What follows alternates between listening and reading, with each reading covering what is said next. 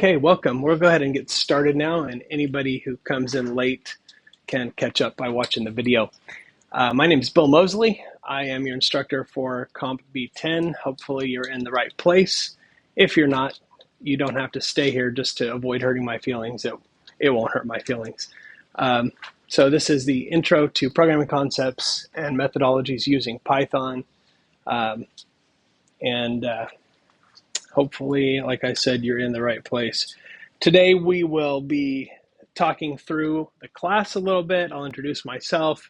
We'll go over the syllabus in some level of detail, although you should definitely read the syllabus. That's always a good thing. And we'll actually get through the submission of both the sandbox assignment and the regular assignment for Module 1 today. So those are super easy, and if you're following along in class, there's no reason you can't have both of those submitted today. So you can walk out of here finished with Module 1 and already 11 points into your final grade for the class. So let's get started here. First, what is Comp B10? Okay, and is this the right class for me? It is part of a few degree and certificate programs. However, it is not part of the computer science degree program. I will say, though, if you're interested in computer science and you're brand new to coding, this is a great place to start, even if it's not actually part of the degree program. This class is designed for people who are both beginning coders and advanced coders. You'll see how I accomplish that feat here in a little bit as we get into the details of the class. But it is something that's accessible to everyone. So it's not required for the degree. However, if you're new to coding and you're like, maybe I want to do computer science, but I don't really know what is all this coding about, this is a great place to start, in my humble opinion, of course. It's part of some certificates and programs, just not the computer science program. There is no computer science certificate. There's only an associate's degree program. Okay? Yeah, and you can actually look in the catalog to see if this class is a requirement for whatever certificate you're pursuing. It is part of a few different certificates. So, anyway, we're introducing not just Python, but I'm going to talk a lot about some fundamental concepts in programming, some of the ideas of software development. And in fact, I'm going to treat this class as if we were all here to learn how to be software developers, like in the professional sense. So I'm going to talk about some really fundamental principles of software development. I'm going to talk about how to create software that actually works, which is maybe less technical and more psychological than you think it might be. It's about really getting into the minds of your users and writing software that they can use that makes sense to them, that isn't difficult. And we've probably all had experience with really difficult software, right? Maybe even when you tried to register for this class. I don't really love our registration software. I think it's somewhat confusing and difficult to use, but you probably, whether it's that experience or another experience, had a software experience that was frustrating or difficult or just didn't make sense. Like, why did they put that button there? Or why didn't they put a button here? Because I expect there to be one. Why is it doing this? Those are all things that will, if you're paying attention to them, make you a better software developer. So we're going to talk a lot about that stuff. And of course, we're going to learn a lot about the Python language as we go through this class, which is really cool because I think the Python language is one of the greatest languages ever developed, period. It is got so many advantages, and we'll talk about that as we get into the language itself in the next class. But Python's really great, and it's one of my favorite languages to use. Just because it's so fun and you can do so many things with it. So I'm teaching several sections of this class. I'm teaching on Monday, Wednesdays in the afternoons at the Panorama campus. I'm teaching here at BC Southwest, of course. and I'm also teaching several sections of this class online. All of those sections are in one Canvas shell together. So if you log into Canvas, and a few people have even emailed me about this, and you see that it's a different course reference number, or CRN, than the one you registered for, don't panic. It's okay. It's just because I combined them all into one Canvas shell. It makes it easier for me to get through the grading and all that stuff. So if you happen to find yourself on the east side of town on Monday or Wednesday and you can't make it to one of these classes, I'm fine with you dropping into the other class. Yes, sir. I signed into mine. I was trying to check my courses, and it said that this class started Sunday. Is that what you're talking about, like the online one? Or? Well, the academic calendar for the semester starts on actually Saturday. So it's a little confusing, but this is the first class meeting, so you didn't miss anything. Okay. Yeah, you're in the right place at the right time.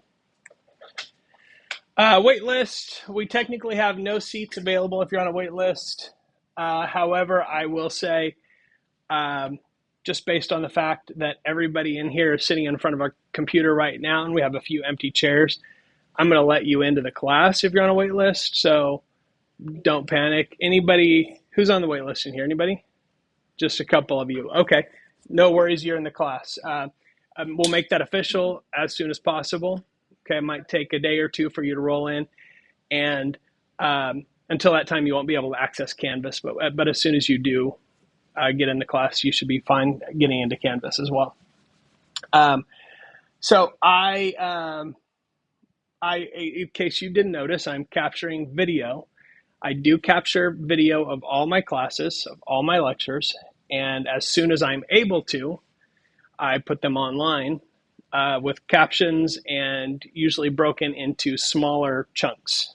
So if there's a specific part of the lecture or a specific topic that you want to go online and review, or you want to watch the video while you code alongside the video so you can follow along easier, you can rewind it and replay it a million times.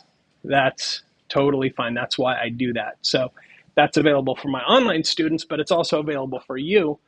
And that's just something that we'll do. And even this video from today, I'll put online. It does take me a little bit of time to process the video because it's not just something that happens automatically. I've got to edit it and cut it into pieces and upload it and do all of the garbage that goes along with that. But usually by the end of the day that I do the lecture, I try and have it online. Yesterday was kind of a disaster. I got to the end of my lecture and had no audio with it. So that was basically useless. So today I made extra sure that I'm actually getting audio.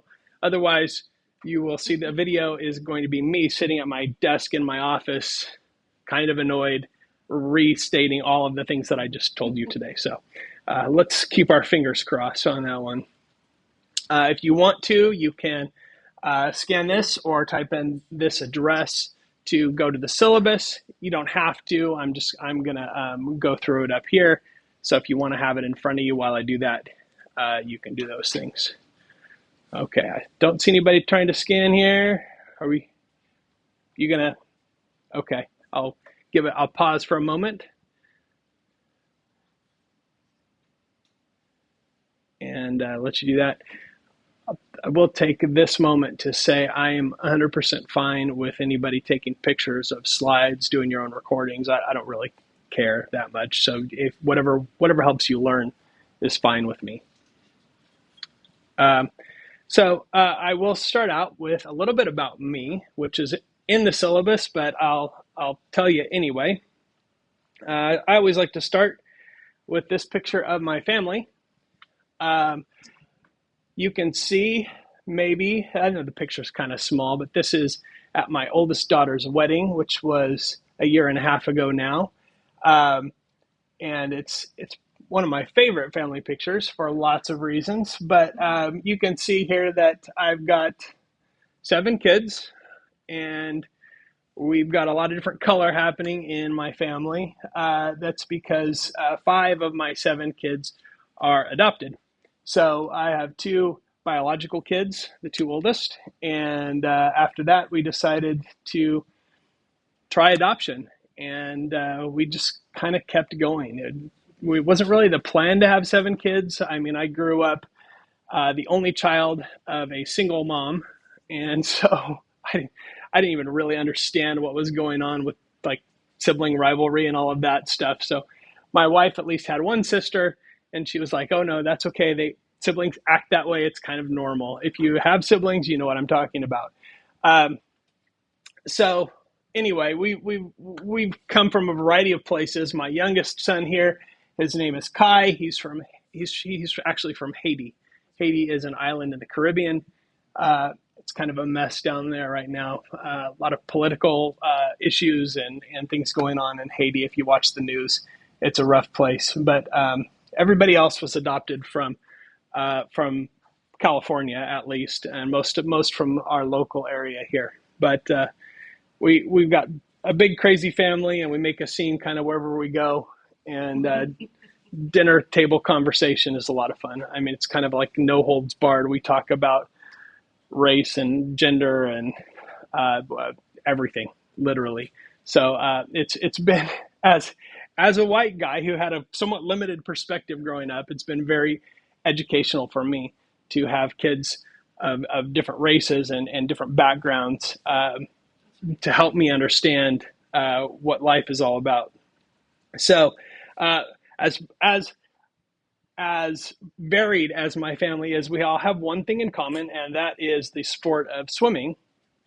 Where every one of my kids is a competitive swimmer, and in fact, the one standing in the wedding dress is also this one right here, and that's her winning her race at Winter Junior National Championships.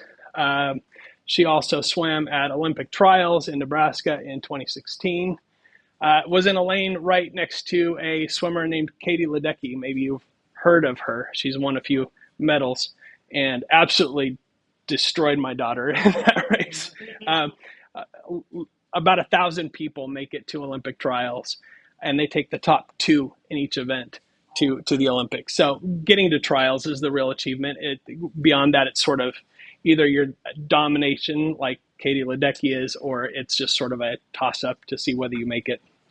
But it was a crazy experience. My son here, my second oldest, who I just had coffee with this morning, is actually living here and working full time for Microsoft as a second level software engineer, working primarily in artificial intelligence. And interestingly enough, does most of his coding in Python, not in any of the Microsoft languages. So if you want to know about what it's like to work as a software engineer, or you want to talk about the process of getting a job in tech, he is a great resource, and I can share some of his experience with you throughout the class. A lot. Really good. But he worked for it. I mean, he's got a master's degree in computer science. And he actually is an instructor here at BC. He teaches Comp B11 and Comp B12 online. So he does very well. And he was a competitive swimmer. He's taken some time off of swimming and just bought a new bike so he can try triathlon. This is my next actually, Gabby here is a retired swimmer. She swam just a little bit in college. She wasn't as into it as everybody else. Julian, my son, is at Cal State Bakersfield. He actually swims for the Roadrunners, and he's a junior. And then my next two, Samara and Maya. Samara is a senior in high school. Maya is in 8th grade, and they swim club right now. Samara will be going to Cal Baptist next fall. This is a picture of my grandfather and his swimmers on the BC swim team. He actually was hired at BC in 1953 as a football coach. About a decade later, BC decided to start a swim team and asked him, because he had swam in college, to be the coach. So he was the first coach of the swim team at BC, and he was a faculty. And I grew up actually swimming in the BC swimming pool. I learned how to swim, and So swimming kind of runs in our family for sure. It's kind of weird, huh? Weird how that happens. So professionally about me, I started out as a student at BC. I went to North High. I'm a Bakersfield native, and I got an associate's degree from BC in psychology because I thought I wanted to be a psychologist, and then I realized that talking to people all day is exhausting, and so I kind of changed my mind mid-course. Um, I went to Fresno Pacific. The only time I've ever lived somewhere other than Bakersfield, I lived in Fresno for 2 years. Not an upgrade. Just saying. Went to Fresno Pacific, finished my bachelor's in psychology, and then came back to Bakersfield around the time we started having kids. I got my master's degree from Pepperdine in educational technology. Okay, so basically, how do we use technology to teach people? And my doctorate, my Ph.D., is from the University of Nebraska-Lincoln in education. So you may notice that in the last 4 schools that I named, I didn't talk at all about a degree in computer science. That's because I don't have one. The reason that I'm able to stand up here and teach is because I've been coding since right around the time I could write sentences. I grew up loving video games, loving computers and technology, and from a very young age was drawn to programming. So I'm here by the virtue of the fact that I have the skills to be here. And so the way I teach my class maybe is a little bit less academic and a little bit more skills oriented, because what I realize and what I know from being in the industry is that it's not really the degrees. The degrees will help. They'll open some doors. They're important. They're not unimportant. But when it comes down to it, if you want to work at Google or you want to work at Microsoft or you want to work at Meta, you're going to sit down in an interview that's called a code interview. Has anybody heard of a code interview before? In the code interview, you will sit in front of a computer screen and they will give you a programming problem to solve. And you will solve that programming problem while talking about your process of solving that. You'll talk them through how you're solving that problem with code. So your code has to work and your solution has to make sense. So this is something that if you want a job in tech, there are whole books on how to prepare for the code interview. It is something you should practice. It's something you should get used to. But in the end, what will get you the good jobs isn't just the degrees, it's the skills. So you can fudge your way through classes, and there are lots of ways around having to actually do the work and learn the stuff. But when it comes down to it, when you're sitting there at that console in the code interview, you better know what you're doing, because Google and ChatGPT are not coming to save you. Okay, so that is how I teach this class, and I hope it works well for everybody. I'm in my 27th year at BC. After growing up there, I went to BC, went away for a brief period of time, and in 1998, I started back at BC in a technical role, and then moved into faculty from there. I've also taught for 21 years at Pepperdine University as an adjunct in the Graduate School of Education and Psychology. I got to teach some of the coolest things of my entire life. I don't teach there currently, but in the past I've taught learning theory alongside a guy named Daniel Pink, who was a speechwriter for President Clinton. He visited us in a virtual world to talk about his book with our students as we all sat in a virtual hot tub. I've taught class in a game called World of Warcraft. Maybe you've heard of it. This is us. It's kind of a dark picture, but there's a group of students all sitting here talking about learning theory in World of Warcraft. Why would I do that? Because in those virtual worlds, having a physical sense of presence is actually useful for people's learning. That's a research-based fact. I've taught logic and programming using Minecraft and Redstone. I've taught Lego robotics and even textile-based electronics. This is a pillow that lights up when you hug it. Why would I do that? Because it's a way of learning about programming and electronics that draws people in, that allows you to be creative in a new kind of way. And that's one of the things that I really love about programming and technology. So that's just a little bit about me and my professional background, some of my professional interests. My office hours are primarily at the Panorama campus because that's where I actually have an office. So I'm available in that office usually Monday and Wednesday between 2:30 and 3:30. Okay. And it's B3E is my office. I won't be in L148, just B3E. L148 is a computer lab there. I am at BC Southwest before and after this class. So if you have a question, most of the time during class, you'll have plenty of time where you're working, where you can ask questions. But if you happen to have a question that you didn't get to during class, I'll be here a little bit before class and a little bit after class to make sure that you're able to meet with me if you need to. So I'll be in this classroom a little bit before, a little bit after. And if we need to, we can always set up a Zoom appointment. It's pretty rare that I need a Zoom appointment. Most of the time, I can solve your issues through email, through Canvas inbox, or in class. Okay, but Zoom is an option if we need to.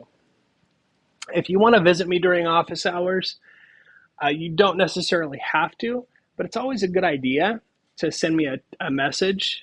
Okay, on the syllabus, you see that I have a phone number that you can send text messages to, just to let me know. Because if I have a meeting or if I'm meeting with another student during that office hour, I can coordinate better with you. It's just a little bit better for everybody if you can communicate with me that way. Attendance in this class is mandatory. It is a face-to-face class, and that's what you signed up for. So you should plan on being here every class period through the end of the semester. Every single class, we're going to cover new material. And in every single class, you will have at least some time to work on the thing that we covered that day. And that's valuable because if you're here in class working on those things, you have an opportunity to ask me questions and get an immediate response. You have the opportunity to collaborate with your classmates and share ideas. And so there's some real advantages to actually being in a face-to-face class.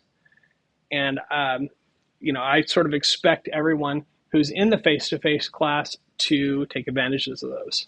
For the online students, if they want to come in and visit the face-to-face class, I'm fine with that. I said before that, but I'll say it again. I'm also fine with you dropping in on the other class. Okay, I had a student last semester who was struggling a little bit in the class. And so he decided to attend both class sessions and just hear the lecture twice. And it actually was very helpful to him. And that's fine. You can definitely do that. I have seats available, physical seats available in both classes. So I'm totally okay with that. I really want to emphasize two deadlines in the class. They're in the syllabus and written down several places, but I want to highlight them for you right now. Assignment 1 is due by September 4th at 11:59 p.m. Okay. If you don't have assignment 1 submitted by that time, I will drop you from the class. The reason that I do that is for your own protection. If you cannot finish the assignment that we're basically going to finish in class today by the end of the first week, that tells me that you're probably not going to be successful in the class based on lots and lots of data that I've been gathering for years and years. So I'll drop you and you'll get a refund and it'll be as if you were never registered. So that is me saving you from a worse fate. Assignment 5 must be submitted by October 15th. at 11:59 p.m. And if you don't submit A1 through A5 by that date, I will drop you from the class. And in that case, you'll get a W. But at this point, assignment 5 is about 1/3 or so of the workload for the class. And October 15th is about halfway through the weeks of the class. So if you haven't finished a third of the work by halfway through the class, what that means is you're several weeks behind with the most difficult part of the class still to come. And so I'll drop you and you'll get a W, which goes on your transcript, but it's not as bad as what you'll probably get if you stay in the class at that point, which would be an F. And again, that's based on my experience. Now, all that to say, if there's a valid reason, like you've been sick and you had surgery and you can't get up, or you had to travel out of the country for a relative's funeral and you didn't have internet access, or there's a variety of different reasons that are valid that you might be behind. In that case, what I would expect is that you would communicate with me so that we can work together and figure out if it's okay and if you have the ability to catch up in the class. And so there's always room for me to understand what's going on with you, but it does require you to communicate with me. That's really important. Grades are always a concern for people, so let me just share a little bit about my feeling about grades. I think grades are dumb, and I think grades actually most of the time are harmful to student learning. If I had the option, I wouldn't give you a grade in this class. I just would rather not. But I have to give you a grade at the end of the class. I'm required to. If I didn't, I would get in trouble. Although after 27 years, it wouldn't be that much trouble, to be honest with you. But grades in this class are going to be very straightforward. Okay, so let me tell you how they work. Everyone starts with 0 points. The reason you start with 0 points is because you haven't done anything yet. That makes sense, right? It represents the zero learning that you have so far. Every assignment is all or nothing. So you either get all the points for each assignment or you get none of the points for the assignment. And if you get none of the points for the assignment, you get to try again. I will tell you, here's where this is lacking or what you need to do to fix this. And you'll get another chance. And another, and another, and another. Why do I do that? It's not because I'm trying to be easy or that I'm trying to let you off the hook without actually doing the work. I'm going to make sure that you understand that thing before you move on. But if you're struggling, I can't give you any points, right? So if you have points for an assignment, it's because you actually understood how to do the work. So my goal is that you actually learn the thing, and that's how you know you learned the thing or learned it to a certain level, is because you get the points. So we have 17 assignments. Each one of the assignments is worth 10 points. We have 15 sandbox challenges, and each one of those is worth 1 point. The difference between an assignment and a sandbox is that assignments are really where you show me that you know that thing. The sandboxes are there for your learning. They're easy, they're small assignments, and there's a lot of hand-holding there for you. Come on in, have a seat. 100% in this class is equal to 155 points. Now, if you're paying attention to the math, 17 assignments at 10 points is 170 points, plus 15 more is 185 points. So why is 100% equal to 155? Well, it's because I'm going to give you the ability to choose what to focus on based on what's most beneficial to you. For example, if you are a beginning coder, right? If you're beginning, you will probably want to do all of the sandboxes. You will probably start at the beginning of the class and work through the assignments in order and get as far as you can. That's probably the strategy for somebody who's new to all of this. If you're experienced, you may want to skip the sandboxes. You may want to, you may not. It's free 15 points. They're easy. But you may want to zip through the early assignments so that you can have more time on the final 4 assignments, which are all bigger, more advanced projects. Okay, the final 4 assignments are a graphical user interface, a image editing program, a video game, and a data science challenge. So those are more specific applications of what you can do with Python. They are bigger programs, they're bigger projects, they're more involved. But for somebody who's really wanting to push themselves, they might be a lot more fun and a lot more useful in terms of building your portfolio of programs. So you have a choice here in how you approach the class. It might take you a little while to get a feel for how you want to do things, but any 155 points is 100% in the class. So all the way down to 140 points. Okay. And so if you do, let's say, the first 13 assignments in the class, which would exclude those 4 project assignments at the end, and you do all of the sandboxes, that gives you 145 points, which is smack dab in the middle of the A range. Okay. So that's how it works. And you can see the points for B, C, D, and all the way down 92 and under. Hopefully nobody gets under 92 points in the class, but that's as simple as I can make it. Okay.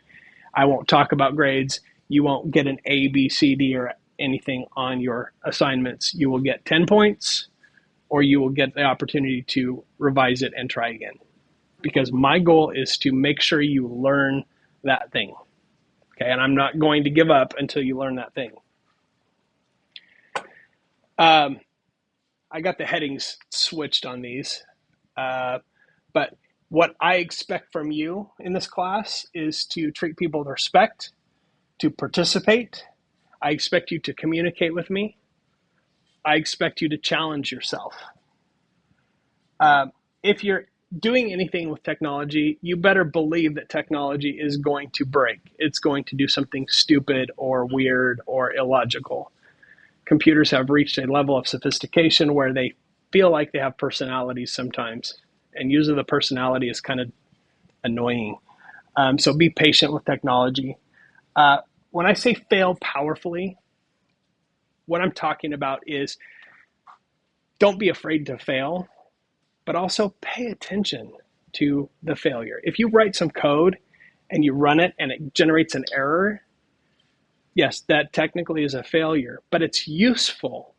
We can look at that error message. We can try and figure out what we did wrong. We can learn from that. And out in the academic world, we just call that the scientific method, right? All the scientific method is just trying something and seeing what happens. Or, you know, the code for that, I think, is mess around and find out, right? So that's it. We're here to mess around and find out for a semester. And if we pay attention and we try things, then you do find out. You learn what you're supposed to learn. I'm your guide in that endeavor. So I want you to remember that I'm on your team.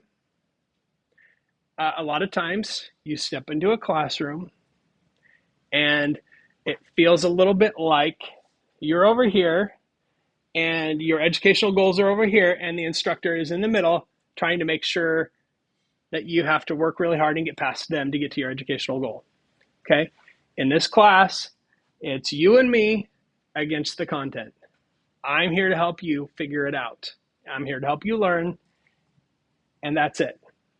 I'm not your opposition here. I am your coach, your personal trainer, your cheerleader, and your help. I do expect, and I'm just going to expect this of everybody, that you do your own work. Because why wouldn't you, right? If you're here in this class, whether it's for a degree because you want to get into technology and software development, or whether it's for your own personal learning, not doing your own work is just depriving yourself of the opportunity to learn. So do your work. And 99% of the time, when people don't do their own work, it's because they've fallen so far behind in the class that they sort of panic and say, "Oh my gosh, I'm not going to get enough points to get the grade I want," and then they start cutting corners or going to Chat GPT or asking a friend or Googling it. Don't do that. I promise, if you do the work in this class, you will finish this class and you'll be a proficient coder. Okay, you'll be good at what you need to be good at. But you got to do the work, because it's like going to the gym and watching other people work out and expecting to get strong. That ain't how it works. Okay? You got to lift the weights yourself. So, what I will give to you here, I will treat you with dignity and respect. I will provide a great course. I will do everything. When I say great, I will do everything in my power to make this the best course you've ever taken. Period. I will respond to your communication. If I feel like, or I sense that you need extra support in the class or you're struggling, I will reach out to you. I will bring my A game at every possible chance. Every class period, every week, I'm going to come prepared. I'm going to know what we're doing. I'm going to be ready. And most importantly, I will trust you. I don't have the time. I don't have the energy. And frankly, I just don't want to be the academic honesty police here. I'm going to start from a place of trusting that you actually are here for a reason, and let's do this together. I am not going to use Turnitin to validate that you didn't copy somebody else's code. I'm just not. If I have a reason to question whether you understand a concept or not, aka your code is just weird or looks like it came from some web page or Chat GPT or something, my responsibility there is to make sure you understand the concept. So what I'll probably do is force you to have a conversation with me where I make sure that you understand this code that you've submitted. And it could be that you just wrote some weird code, and I need you to explain where that came from so I understand it better. But that's just sort of it. I'm just gonna trust you, because I trust that you're here for a reason, and I'm here for a reason. And so, like, neither of those reasons is to trade copy and paste code. I don't copy and paste my code. You shouldn't copy and paste your code. But let's talk about the elephant in the room. ChatGPT and AI are valid tools. I'll say that again. They are valid tools for you to use and for me to use and the world to use. Real programmers use those tools. I will say they're great shortcuts. They save a lot of time. If you use them instead of figuring out how to do things, you won't learn. You'll be a terrible programmer. And by the way, ChatGPT writes good code for relatively simple things. But I can tell you from experience, because I've actually gone through the exercise of trying to use ChatGPT to create a reasonably complicated app, that even in the hands of somebody who really knows both how to use ChatGPT and how to write code and develop apps, that it very quickly gets confused. And as I went through the process of trying to create this app using only ChatGPT prompts, what I found was that at some point, the level of complexity made the ChatGPT so inefficient that it would have been faster to write the code myself. and my code would have been a fraction of the size. So my code would have been better, more efficient, more streamlined. Do I use ChatGPT for coding purposes? Absolutely. Absolutely. Do I use it to create whole apps? Never. Also, it's really important for you to know how programming works, how software development works, because to get the right response from an AI, you have to know what question to ask. And you don't know what question to ask until you understand programming. So while this is a valid tool, and even in part of this class, I will actually ask you to use ChatGPT to do some development so you can get that experience. Right now, we're here to learn. So what I'm saying to you is, if you choose to use ChatGPT, I would recommend using it in very limited capacities. I would really recommend that you stretch yourself, even if you're struggling with how to write the code. I will provide you all of the resources in the class that you need to understand the code, between the video lectures, the textbooks, everything else. The resources that I post for you are sufficient to understand these things. If you're struggling, I would recommend going to those, because if you go out and use Google or ChatGPT, you're going to encounter a lot of stuff that isn't exactly what you need. It might seem like this is the right answer, or that's what you need, but it's actually not. There's a lot of extra crap there that is going to come through in your programming, and you're not going to learn what you need to learn. So I'm going to be really focused in migrating on the specific things. I hope you will force yourself to do some learning. This is the weekly schedule. I absolutely don't believe that there's anybody in this classroom that can read this. If I didn't have my glasses, I probably couldn't even read it while standing right here. Age does wonderful things to your vision. What I will show you is that there are a few dates that are marked in yellow. Only one of them is a date when this class is meeting, and that's Thanksgiving. Whether you celebrate or not, whether you eat turkey on this day or not, I will be celebrating and eating turkey on this day, and we will not have class. So just mark your calendars. Also, next Monday and the Monday of Veterans Day, okay, nobody will have class. Obviously, we won't meet in this class because we don't meet on Mondays anyway, but just sort of take note, nobody meets on those days. This schedule is also available in the syllabus, and it has everything you need to know. Every module, every lecture, so you can see that today we are covering Module 1, and we're introducing Sandbox 1 and Assignment 1 today. You can see what we're doing on Thursday. You can see every day for the entire semester exactly what we'll be doing, so you can plan ahead. This is a great way for you to keep track of what your pace is in the class and where you should be. So here are a few tips just from me to you that will help you be successful in the class. First, I want you to schedule regular time to check in with Canvas and do the work outside of this class, okay? Some of you will be able to come to class, sit down, and crank out the code for most of the assignments in this class time. Some of you. Most of you will require additional time outside of class, okay? So think about that, schedule it. Obviously, for any students who are online, it's really important to schedule several hours a week to work on class, okay? BC recommends that for every hour of class time, you schedule 2 hours outside of class time. So we meet 3 hours, BC wants you to do 6. Now, if you're taking a full load, or heaven help you, an overload, you'll run out of hours in the week, right? Unless you forget sleeping and stop eating and you are able to teleport from place to place. Maybe that's not super realistic. And do I think you need the 3 hours here and 6 hours?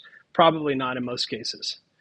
If you're online, 4 or 5 hours is probably sufficient for most people a week.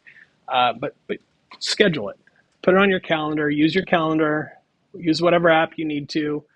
Make those times a sort of a date with yourself so you can do that. In the in-person class, I hope you will come to class whenever you can. That's it. I think there's value to it. Will I drop you if you're doing all of the work and not coming to class? Probably not. BC kind of wants me to, but if you're doing the work and you're learning, I probably won't.